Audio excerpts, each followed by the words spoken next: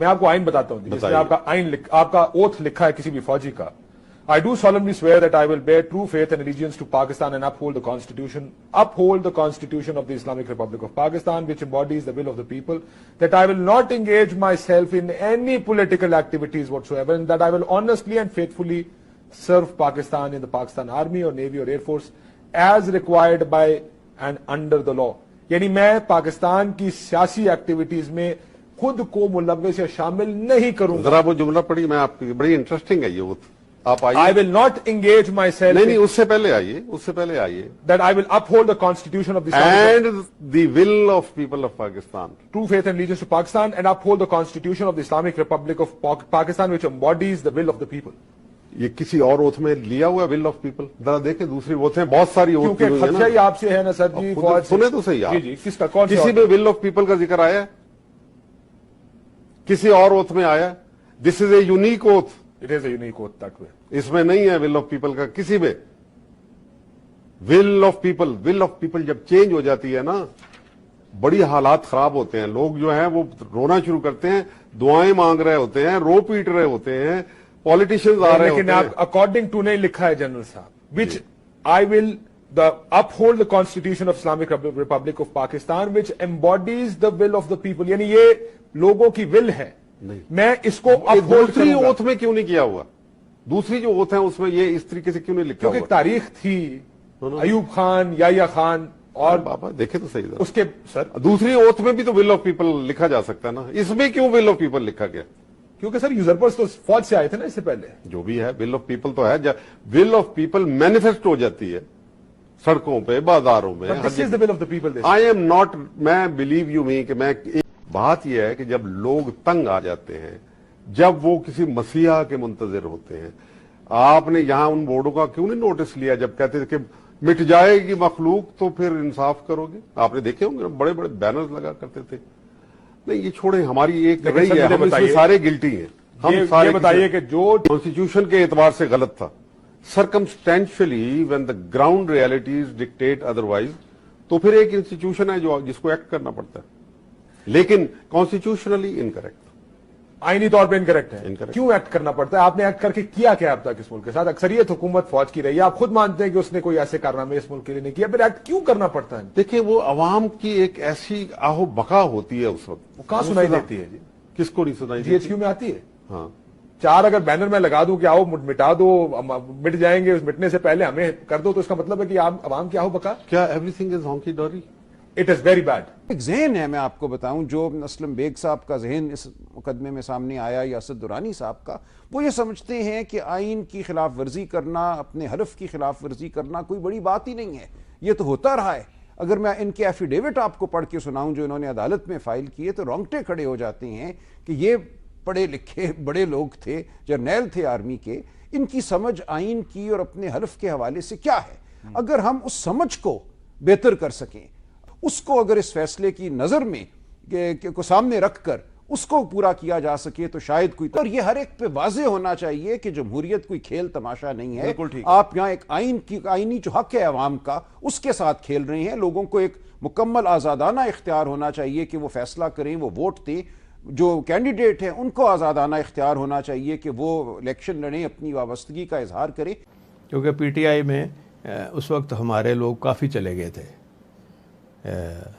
80 جو الیکشن ہوا تھا, ٹھیک, تو اس میں ہمارے کافی لوگ, بلکہ ہم نے شکایت بھی کی کیانی صاحب کو جی کہ یہ پاشا صاحب ہمارے بندے توڑ رہے ہیں. تو پھر انہوں نے کہا کہ نہیں آپ کے بندے خود جا رہے ہیں. تو ہم نے کہا نہیں جی نہیں, ہمارے پاس تو ثبوت ہے کہ یہ فون کرتے ہیں. تو یہ کب کی بات ہے؟ یہ 2010 تھا. 2010 میں؟ ہاں 2010 میں.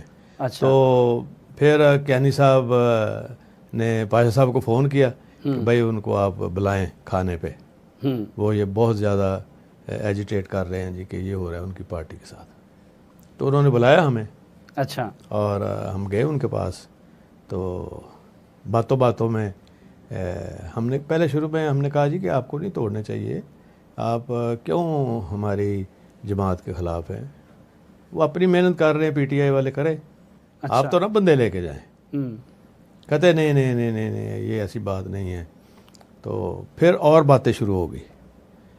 शुजा साहब ने ना किसी और बात की तरफ पूरा डिस्कशन टर्न कर दी, तो पाशा साहब भूल के जो पहले बात हुई थी, तो कहते हैं चौधरी साहब आपके पास तो बड़ी विजडम है, मैं इमरान खान से ना आपकी मीटिंग करा दूँ। तो शहजाद साहब ने कहा लो पकड़ लिया हमने आपको। अच्छा, आप तो फिर उनकी नुमाइंदगी कर रहे हैं हमारे पास बैठे। अच्छा तो ये आपसे नुमाया लोगों में कौन कौन आपसे ले गए थे पीटीआई में पाशा साहब? जो आज नुमाया नजर आते हैं, जहांगीर तरीन साहब थे जी। अच्छा, और कौन? अलीम खान साहब थे, जितने बंदे आपको नजर आते हैं ना। तो ये पाशा साहब पकड़ के आपसे पीटीआई में ले गए? जी जी जी बिल्कुल। अच्छा, तो फिर आप उनके धरने की हिमायत क्यों कर रहे थे कि जब आपके लोग तोड़वा के उनके पास ले गए थे? वो इसलिए कि नवाज शरीफ साहब की मुखालफत की वजह से।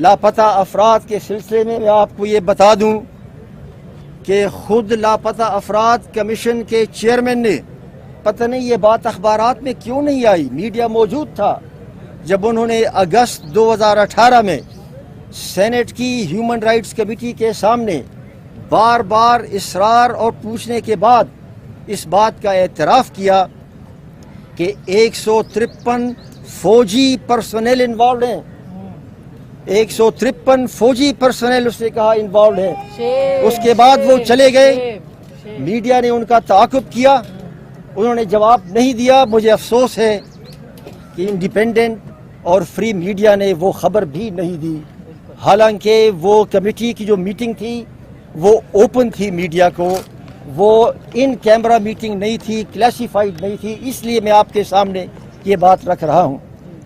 और उसके बाद खुद ISPR ने बरमला कहा कि हमने GHQ के अंदर एक सेल बनाया है मिसिंग पर्सन्स के बारे में और बहुत जल्द फैसला हो जाएगा, उसको भी 2 साल हो गए। अगर खुद कमीशन ऑन एनफोर्स्ड डिसअपीयरेंसेस का सरबराह कह रहा है कि 153 फौजी हैं, अगर खुद ISPR कह रहा है कि GHQ में सेल बना है, तो मैं कैसे ये न मानूं कि लापता अफराद के पीछे रियासत के इदारे ही हैं। आज से 10 साल पहले जब हम बलोचिस्तान जाते थे, वहाँ के सहाफ़ी हमें कहते थे कि बहन 10 साल बाद जब आपके पास ये हालात होंगे तो फिर ना कहिएगा, आवाज उठाएं। यहाँ पे हमें अपने घरों के अंदर घुस के, हमारे दफ्तरों के अंदर घुस के हमें कत्ल किया जा रहा है। इरशाद मस्तोई को अपने दफ्तर के अंदर घुस के लोगों ने कत्ल कर दिया। पहले चोर छोटी चोरी करता है, फिर बड़ी चोरी करता है। ये हमारा मुल्क है, हम यहाँ बोलेंगे और हम आर्टिकल 19 पे लानत भेजते हैं। हम ऐसे आर्टिकल पे लानत भेजते हैं जहाँ ना फौज के बारे में बात की जा सकती है, ना बात की जा सकती है जुडिशरी की। हम सबको पता है उन्होंने सियासत में इस मुल्क में क्या रोल अदा किया है। अगर आप इस मुल्क में सियासत करेंगे, हम आप पे बात करेंगे और करते रहेंगे। या आप खुद को बदलें या आप आर्टिकल 19 को बदलें, मगर हमें बदलने का ना। जनाब चेयरमैन साहब, हम बार बार यहाँ पे कह रहे हैं कि बलूचिस्तान में सिविलियन अथॉरिटी है नहीं। जस्टिस काजी फैज ईसा साहब के फैसले के बारे में जो सुप्रीम कोर्ट के रिमार्क्स हैं वो इंतहाई अहमियत के हामिल हैं। उससे हुकूमतों की रवैये, हत्ता कि प्राइम मिनिस्टर हाउस के रवैये, प्रेसिडेंसी के रवैये, इदारों के रवैये वो साफ तौर पर सामने आ रहे हैं।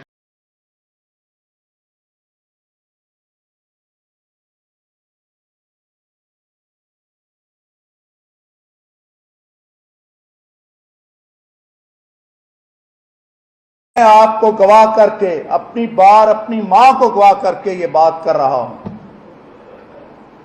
आज के इस दौर में ISI पूरी तरह जुडिशियल प्रोसीडिंग्स को मैनिपुलेट करने में इन्वॉल्व है। ISI के लोग मुख्तलिफ जगह पहुंचकर अपनी मर्जी के बेंच बनवाते हैं। केसों की मार्किंग होती है। मैं अपनी हाई कोर्ट की बात करता हूं। ISI वालों ने मेरे चीफ जस्टिस को अप्रोच करके कहा कि हमने इलेक्शन तक नवाज शरीफ और उसकी बेटी को बाहर नहीं आने देना, शौकत अजीज सिद्दीकी को बेंच में मत शामिल करो। यहाँ नॉर्मल टर्म जो है फौज या इनके लिए वो इस्तेमाल किया जाता है एस्टेब्लिशमेंट का लफ्ज, क्योंकि ये बड़ा वो है मुहज़्ज़बाना टर्म है जिसमें सब कुछ आ भी जाते हैं और कुछ कहा भी नहीं जाता। तो अब मुझसे ये नहीं हो जाता कि इस टर्म को इस्तेमाल करूं, क्योंकि ये उनको पर्दा देने के लिए और मैं उनको पर्दा देने के लिए तैयार नहीं हूं। मैं फौज और ISI को नाम लेके उसका कहूंगा। जब तक ISI और फौज ने इस मुल्क को यहाँ के लोगों के हवाले नहीं किया है, उस वक्त तक इस मुल्क के बचने की कोई उम्मीद नहीं है, कतई नहीं। आपने लड़के देख लिया बंगालियों से, आप नहीं जीत सके। आप लड़के देख के इस बाकी बचे पाकिस्तान से आप नहीं जीत सकेंगे। यहाँ के लोगों को तीसरे दर्जे का शहरी समझना छोड़ दें। यहाँ के लोगों को अपनी घटिया नजर से देखना बंद कर दें।